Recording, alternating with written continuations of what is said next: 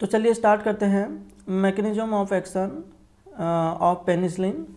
ठीक है, तो पेनिसिलिन अपना एक्शन किस तरीके से बॉडी के अंदर जाकर शो करेगा उसके बारे में देखते हैं। तो पेनिसिलिन एंटीबायोटिक है, अगर ये बैक्टीरिया को किल कर रहा है या उसके ग्रोथ को रोक रहा है तो क्या मैकेनिज्म वहाँ पे होगा।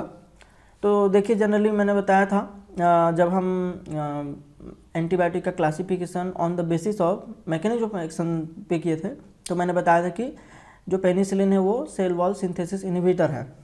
ठीक है, तो ये सेल वॉल की सिंथेसिस को कहीं ना कहीं जाके अफेक्ट करेगा। तो देखिए, इस सेल वॉल की सिंथेसिस को किस तरीके से इफेक्ट करने वाला है। तो the peptidoglycan is composed of glycan chain which are linear strand of two alternating amino sugars, N-acetyl glucosamine and N-acetyl muramic acid। ठीक है, तो N-acetyl glucosamine या N-acetyl muramic या म्यूरेमिक एसिड, तो ये जो दोनों ही है ये अल्टरनेटिव होंगे एक के बाद एक। ठीक है, that are cross linked by peptide chain of an enzyme ट्रांसपेप्टिडेज।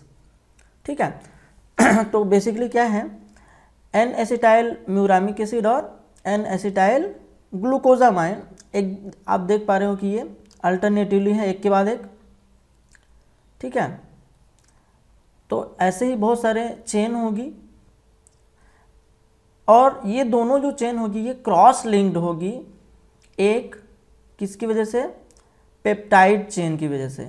ये जो दिख रहा है आपको ये पेप्टाइड चेन है, जो क्रॉस लिंक बनेगा उसके लिए रिस्पॉन्सिबल एंजाइम है ट्रांसपेप्टिडेज। ये जो ग्रीन कलर का आपको दिख रहा है ये ट्रांसपेप्टिडेज है। तो ये एंजाइम इन दोनों जो चेन है इसको क्रॉस लिंक करके आपस में मजबूती देता है।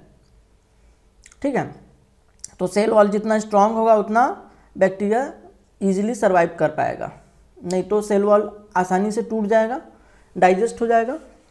तो अब देखिए, पेनिसिलिन क्या कर रहा है, इसी ट्रांसपेप्टिडेज को जाके इनहिबिट कर रहा है, यानी कि अब ये जो एंजाइम है ट्रांसपेप्टिडेज वो क्रॉस लिंकिंग नहीं कर पाएगा, और क्रॉस लिंकिंग नहीं कर पाएगा तो इसकी जो सेल वॉल होगी वो बहुत ही कमज़ोर होगी और ये बैक्टीरिया आसानी से क्या हो जाएगा, किल्ड हो जाएगा, मार दिया जाएगा।